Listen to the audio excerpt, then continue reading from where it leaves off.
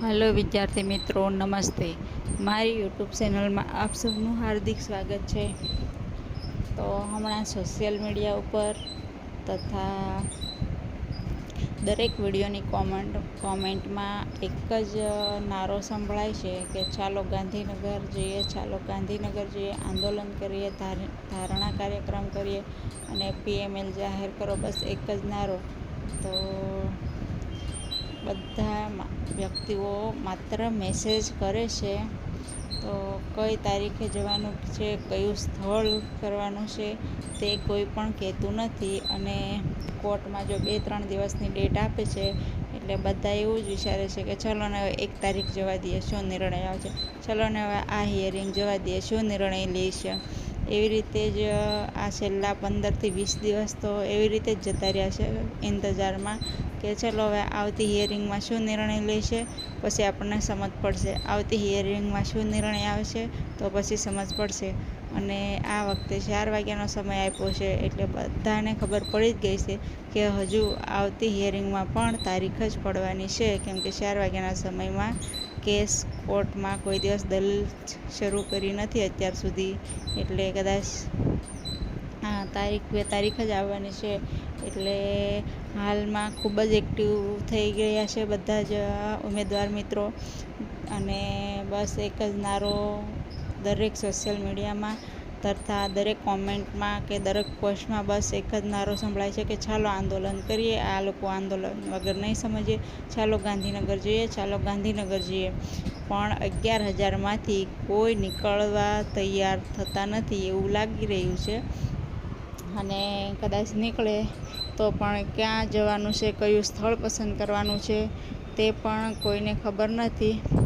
તો હમણાં જ એક મેસેજ આવેલો છે સોશિયલ મીડિયામાં, તે મેં પોસ્ટ લીધી છે એમાંથી, અને એ જણાવું છું તમને કે એ પોસ્ટ શું છે, કોણે કર્યો છે એ મારા ધ્યાનમાં નથી આવ્યું, પરંતુ એમણે તારીખ, સ્થળ અને સમય નક્કી કર્યો છે કે કઈ તારીખે ગાંધીનગર જવું, કયા સ્થળે જવું.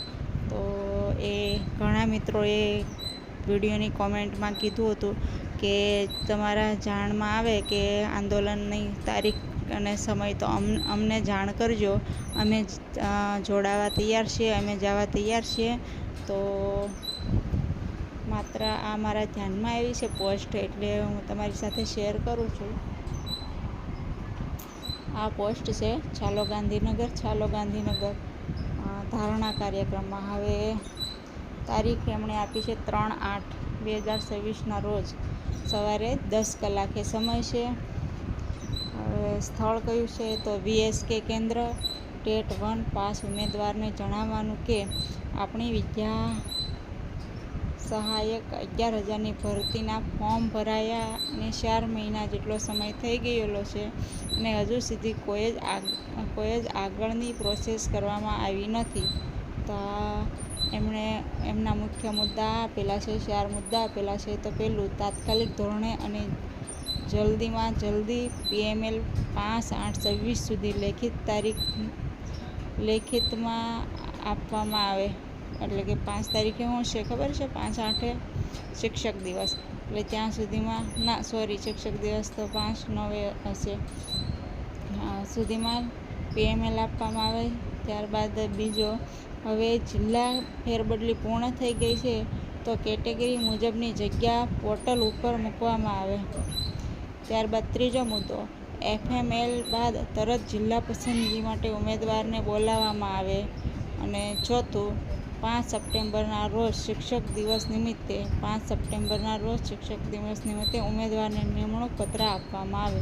તો આ 4 મુદ્દાઓ લઈ અને ચાલો ગાંધીનગરના ધારણા કાર્યક્રમમાં એ પોસ્ટર બનાવવામાં આવ્યું છે.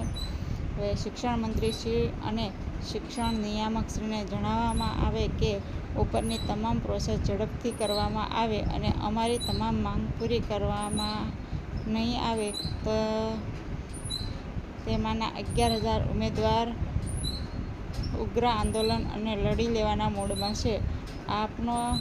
આપ તો જાણતા જ હશે કે 2024 આંદોલનના શિક્ષક ભરતીના પડઘા હજુ પણ ગાંધીનગરમાં શમ્યા નથી. અમારી એક જ માંગ છે, જલ્દી ભરતી કરો અને સ્કૂલમાં બાળકોને પૂરતા શિક્ષકો આપો. PML આપો, PML આપો, PML આપો, PML આપો. આપણી એકતા, આપણો અધિકાર, આપણું ભવિષ્ય.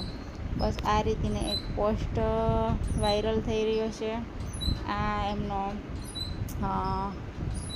શોર્ટમાં જે શોર્ટ છે તે શોર્ટનો ઇમેજ છે. તો ખૂબ જ વાયરલ થઈ રહ્યો છે આ ઇમેજ.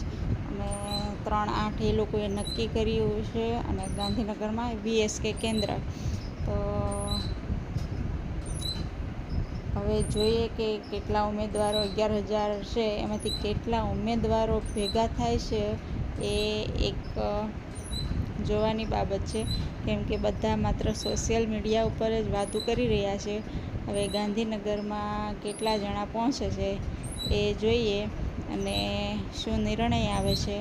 તે પહેલાં હું તમને એક ન્યૂઝ બતાવું કે એક સ્વમાન ન્યૂઝ છે. તેમાં પણ વિદ્યાર્થી મિત્રોએ એ એન્કરને એટલા મેસેજ કર્યા છે કે તમે તમારા ન્યૂઝમાં આપો. એટલે એમણે પણ ન્યૂઝમાં આપ્યું છે. હવે એમનો પણ એ પ્રશ્ન છે કે તમે સ્થળ અને સમય અને તારીખ નક્કી કરો તો ગાંધીનગર પહોંચાય. માત્ર ગાંધીનગર જઈએ આંદોલન કરીએ એવી રીતે ન થાય. અને જો તમે ગાંધીનગર પહોંચો તો અમને જાણ કરજો, જેથી અમે ન્યૂઝમાં એ બધું આપી શકીએ. એવું એ ન્યૂઝ એન્કરનું કહેવું છે. તો આપણે એમનો પણ વિડીયો જોઈ લઈએ શું કહેવા માંગે છે. ખુરશી પર બેસવાનો કોઈ મતલબ નથી. 11,000 વિદ્યા સહાયકોની ભરતીની જાહેરાતને 6 મહિના થયા પણ હજુ PML જાહેર થયું નથી. @ભૂપેન્દ્ર પટેલ BJP, @ડોક્ટર પ્રદ્યુમન વાજા, @રીવાબા ફોર BJP, #કાયમી વિદ્યા સહાયકોની ભરતી પૂર્ણ કરો. શિક્ષક વગર બાળકો કઈ રીતે ભણે? જો 11,000 ઉમેદવારો પાસ થયેલા છે, 4 મહિનાથી ફોર્મ ભરેલા છે અને એમનું PML 4 મહિનાથી ફોર્મ ભરાયા છતાં પણ જો સરકાર આપી ન શકે, બાળકોને સમયસર શિક્ષક આપી ન શકે, તો સરકારી શાળાનું ભણતરનું સ્તર નીચું જવાનું જ છે. કેટલાય લોકો મજબૂરીમાં રાહ જોઈ રહ્યા છે. કેટલા માટે આ નોકરી આધાર છે. ચૂંટણીઓ યોજવી હોય તો 1 મહિનામાં યોજી શકાય. રવિવારે પણ શિક્ષકો પાસે કામ કરાવાય. જ્ઞાન સહાયકની ભરતી કરવી હોય તો 1 અઠવાડિયામાં થઈ શકે. તો 4 મહિના પસાર થવા છતાં અમારા 11,000 શિક્ષકોનું PML કેમ જાહેર ન થઈ શકે? ન્યૂઝમાં મૂકો. આવા 100 મેસેજ મને સવારથી મળ્યા છે. સેમ મેસેજ છે, ન્યૂઝમાં મૂકો, અને આ લખાણ છે અને અમે આ ન્યૂઝમાં મૂક્યું છે. ચાલો ગાંધીનગરની પોસ્ટ મૂકીને વાત કરવામાં આવી છે, પણ નથી કોઈ તારીખ, નથી કોઈ વાર કે નથી કોઈ સમય. તો ક્યારે, કોણ, કેવી રીતે ચાલશે ગાંધીનગર, એ પણ અમને સવાલ થઈ રહ્યો છે. તો તમે જોયું કે એમનું પણ એવું જ કહેવું છે કે દરેક મિત્રો માત્ર ને માત્ર ગાંધીનગર, ચાલો ગાંધીનગર જઈએ આંદોલન કરીએ, ચાલો ગાંધીનગર જઈએ આંદોલન કરીએ. માત્ર સોશિયલ મીડિયા ઉપર જ વાતો થઈ રહી છે. જો કોઈ ગાંધીનગર જાય અને સમય અને સ્થળ નક્કી કરો તો એમને જાણ કરો, તો જેથી કરીને એ લોકો પણ ત્યાં પહોંચી અને પોતાના ન્યૂઝમાં એ લોકો આપી શકે. અને જો ગાંધીનગરમાં આંદોલન થશે તો, અને હવે સમય પણ ઘણો જતો રહ્યો છે, કેમ કે આ કોર્ટ કેસની તારીખ પર તારીખ આવે છે. કેમ કે એ લોકો પણ એકદમ નજીકમાં જ તારીખ આપે છે. એટલે બધાને એવું જ છે કે આવી જશે નિર્ણય, પરંતુ તારીખ પર તારીખ જ પડે છે. અને એ કોર્ટ કેસમાં જે લોકો જોડાયા છે એમની પણ બાંહેધરી ઓલરેડી લઈ જ લેવામાં આવી છે કે એ લોકોનો આ 11,000ની ભરતી પર કોઈ હિસ્સો નહીં ધરાવી શકે અને એ લોકોની વાટે ભરતી નહીં અટકી શકે. તો પછી આ લોકો કઈ વાતને લંબાવી રહ્યા છે એ સમજ નથી પડતી. એ લોકોની વકીલે પણ કીધું જ હતું કે એ લોકોની જગ્યાઓ અલગથી જે રિટાયર થઈ જાય એ લોકોની સાથે એના માટે એડ કરવામાં આવશે જગ્યાઓ, અને એમાં પણ એ લોકોને જિલ્લા પસંદગીનો ચાન્સ મળી શકે છે, કેમ કે 1000 લોકો તો રિટાયર થવાના છે. અને કોર્ટ કેસનું કંઈ નક્કી જ નથી ક્યારે પૂરો થાય, કેટલો લાંબો ચાલે. તો 700 જણાના ભવિષ્ય માટે આ 11,000નું ભવિષ્ય તો બહુ રાહ જોવડાવે. 11,000ના ભવિષ્ય સામે જોવું પડે કે 700 જણાના ભવિષ્ય સામે જોવું પડે.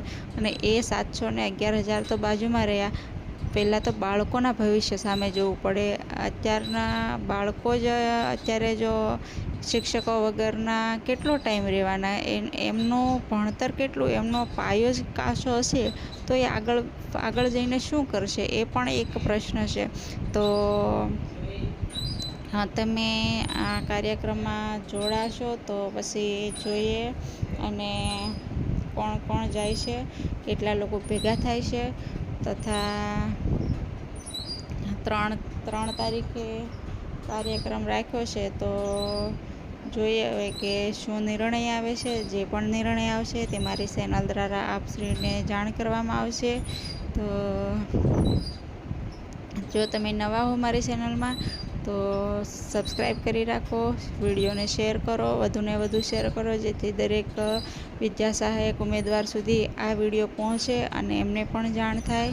તો જય ભારત, જય હિન્દ, ધન્યવાદ.